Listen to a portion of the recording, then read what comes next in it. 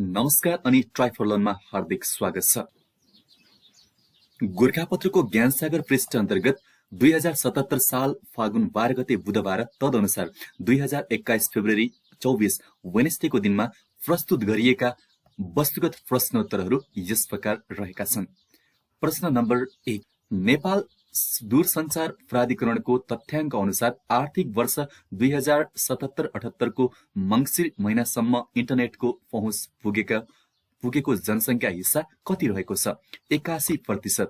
तथ्याङ्क अनुसार फिक्स ब्रोडब्यान्डको पहुँच 21% तथा मोबाइल ब्रोडब्यान्डको पहुँच 59.67% रहेको गत आर्थिक वर्षको सोही अवधिमा फिक्स ब्रोडब्यान्डको पहुँच 15.53% तथा मोबाइल ब्रोडब्यान्डको पहुँच 56.42% रहेको थियो।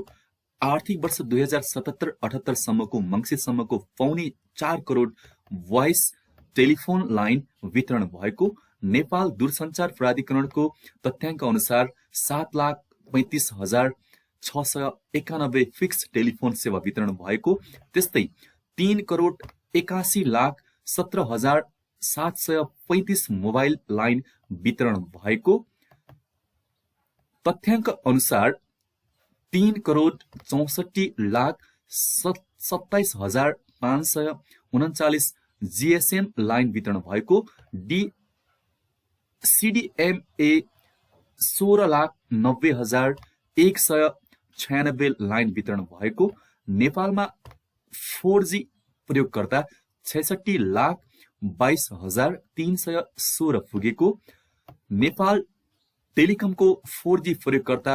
22,57,772 र एनसेलका 4G प्रयोगकर्ता 41,53,190 पुगेका, त्यस्तै स्मार्ट टेलिफोनका 4G प्रयोगकर्ता 2,11,354 रहेका।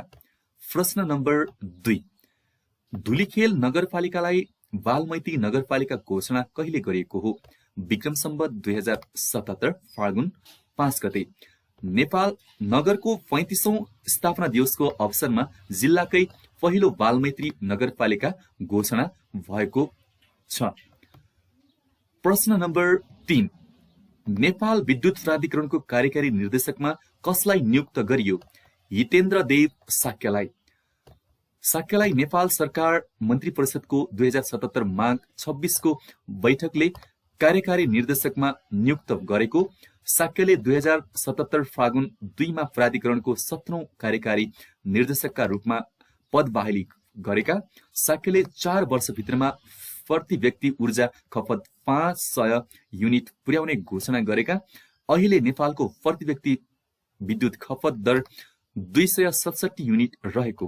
प्रश्न नम्बर 4, नगर विकास कोषले आयोजनाको कार्यान्वयन तथा व्यवस्थापनका हिसाबले उत्कृष्ट नगरपालिका कुनलाई घोषित गरेको छ? सर्लाहीको लालबन्दी नगरपालिका।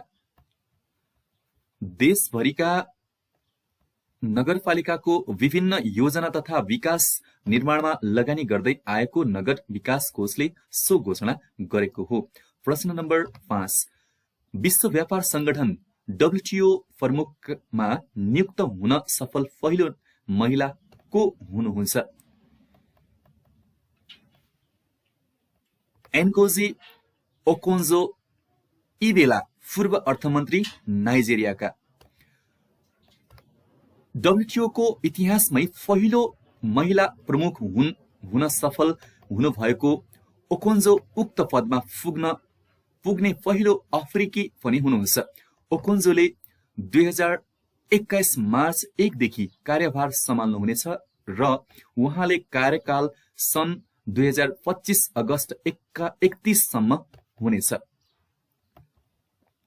सन् 1995 मा WTO को स्थापना भएपछि ओकोन्जो कार्यकारी निर्देशक हुने 7औं व्यक्ति हुनुभएको। 1 वर्ष कार्यकाल रहँदै तत्कालीन कार्यकारी निर्देशक रोबर्टो अजिभेडोले राजीनामा गरेपछि डब्ल्युटिओमा नयाँ प्रमुखको नियुक्ति हुन सकेको थिएन। अमेरिकी राष्ट्रपति डोनाल्ड ट्रम्पको प्रशासनका दिनमा निकै सङ्कटबाट गुज्रिरहेको डब्ल्युटिओलाई विश्वव्यापी रूपमा फैलिएको कोरोना भाइरसका कारण उत्पन्न आर्थिक सङ्कटबाट मुलुकलाई राहत प्रदान गर्न डब्ल्युटिओको काँधमा ठूलो जिम्मेवारी रहेको छ। प्रश्न नम्बर 6, नेपाली पत्रकारको अन्तर्राष्ट्रिय सञ्जाल एन्जाद्वारा स्थापना गरिएको खोजी पत्रकारिता पुरस्कार 2020 कसलाई प्रदान गरियो? तपेन्द्र कार्की, नागरिक दैनिक र सुशील पन्त, लोकान्तर.com। 1 लाख रुपैयाँ राशिको सो पुरस्कार पत्रकार कार्की र पन्तलाई संयुक्त रूपमा प्रदान गरिएको हो। प्रश्न नम्बर 7, राष्ट्रिय तथा अन्तर्राष्ट्रिय खेलाडी संघ NNIPA ले वर्षको उत्कृष्ट खेलाडी कसलाई घोषणा गर्यो?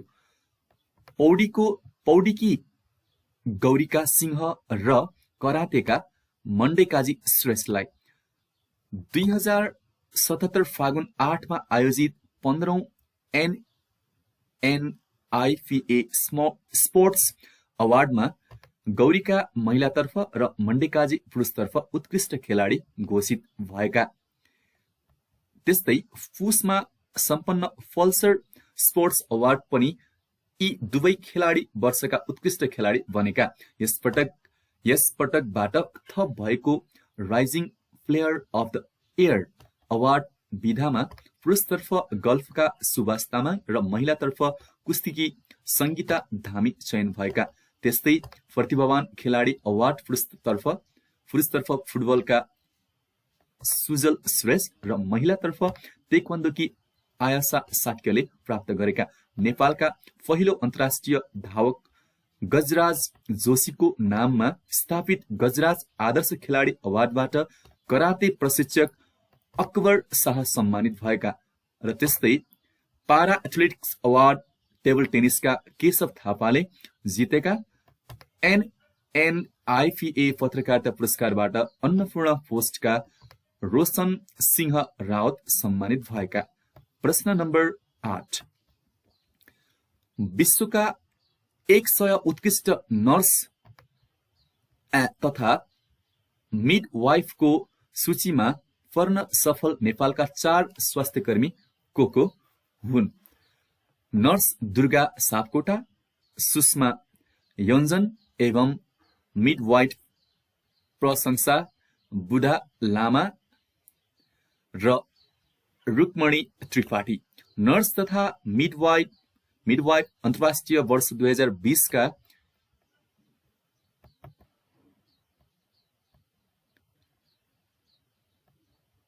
अवसरमा विश्व स्वास्थ्य संगठन UNFPA एवं अन्तर्राष्ट्रिय मिडवाइफ संघद्वारा संयुक्त रूपमा सो सूची प्रकाशित गरिएको। प्रश्न नम्बर 9, मन्त्री परिषदको सिफारिसमा राष्ट्रपति विद्यादेवी भण्डारीद्वारा प्रदेश 2 प्रमुखमा कसलाई नियुक्त गरियो? डाक्टर राजेश झा अहिराज।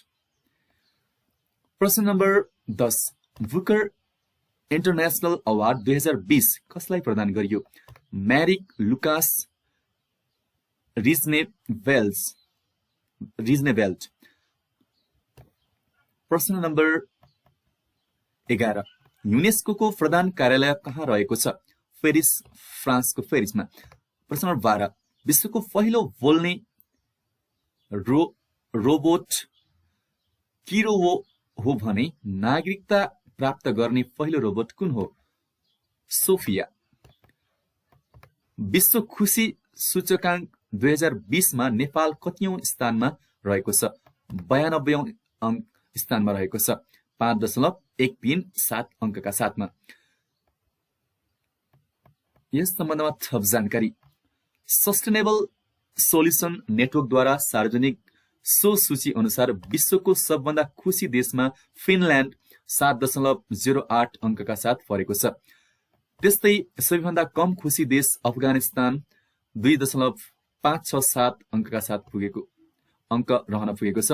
सबैभन्दा खुसी पहिलो 5 राष्ट्रहरूमा क्रमशः फिनल्यान्ड, डेनमार्क, स्विजरल्यान्ड, आइसल्यान्ड र नर्वे रहेका छन्। सबैभन्दा कम खुसी पछिल्ला 5 राष्ट्रहरूमा सेन्ट्रल अफ्रिकन रिपब्लिक 148औं, रिवान्डा 149औं, जिम्बाब्वे 150औं, दक्षिण सुडान 151औं, अफगानिस्तान 152 मा रहेको छ। सार्क राष्ट्रहरूमा पाकिस्तान 66औं, मालदिभ्स 87औं, नेपाल 92औं, बंगलादेश 107औं, श्रीलङ्का 130औं, भारत 144औं र अफगानिस्तान 135औं स्थानमा रहेका सो अध्ययनमा भुटान समावेश नभएको। प्रश्न नम्बर 14, मिसोफोनिया भन्नाले के बुझिन्छ? विभिन्न प्रकारका ध्वनि सुनेर हुने असहजपन, आवाजका कारण हुने विशेष कठिनाइ। नेपालमा कमलरी प्रथा मुक्त घोषणा कहिले गरिएको हो? विक्रम सम्वत 2070 साउन 3 मा। कमैया मुक्ति घोषणा विक्रम सम्वत 2057 साउन 2 र हलिया प्रथा मुक्ति घोषणा 2065 भदौ 21 मा गरिएको। प्रश्न नम्बर 16, चारकुने मुद्रा प्रचलनमा ल्याउने मल्ल राजा को हुन्? प्रताप मल्ल। प्रश्न नम्बर 17, नेपालमा जिरो हङ्गर च्यालेन्ज अभियान औपचारिक रूपमा कहिले सुरु भएको हो? विक्रम सम्वत 2071 पुस 4 मा। प्रश्न नम्बर 18, राष्ट्रिय बीमा संस्थानले व्यावसायिक कारोबारको थालनी कहिलेदेखि गरेको हो? विक्रम सम्वत 2024 फागुन 11 मा। 5 दशक अघि स्थापना भई बीमा क्षेत्रको विकासमा अग्रणी भूमिका निर्वाह गर्दै आएको राष्ट्रिय बीमा संस्थान विक्रम सम्वत 2077 फागुन 11 देखि 54औं वर्षमा प्रवेश गरेको। प्रश्न नम्बर 19, सार्कद्वारा घोषित अन्तर्क्षेत्रीय सम्पर्क दशकको अवधि कुन हो? सन् 2010 देखि 2020। शिक्षा क्षेत्रका दधिची भनेर कसलाई चिनिन्छ? शङ्करदेव पन्तलाई।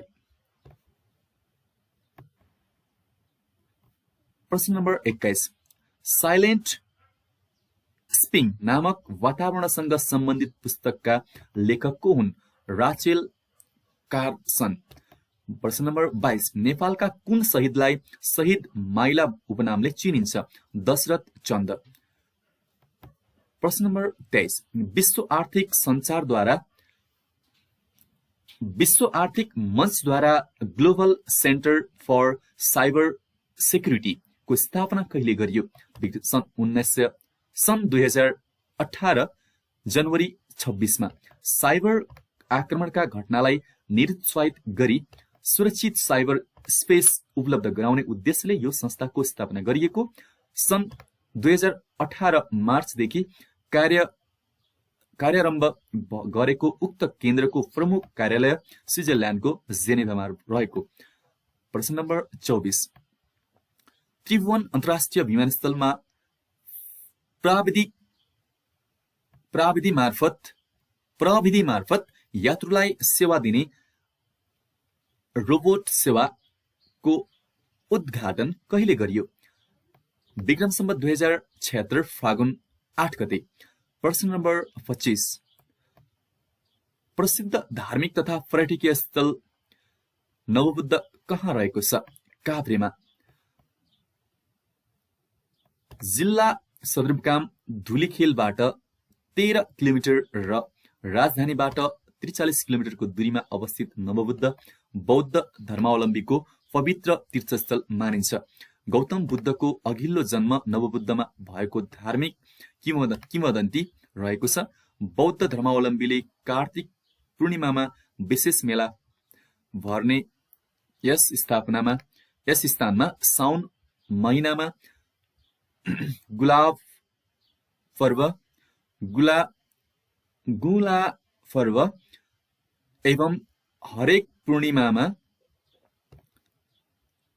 पूर्णिमा र औँसीमा पनि दर्शनार्थी जुट्ने गर्छन्। र प्रश्न नम्बर 26, एसियाडको इतिहासमा पहिलो पटक 2 शहरमा आयोजना गरिएको एसियाली खेलकुद प्रतियोगिता कुन हो?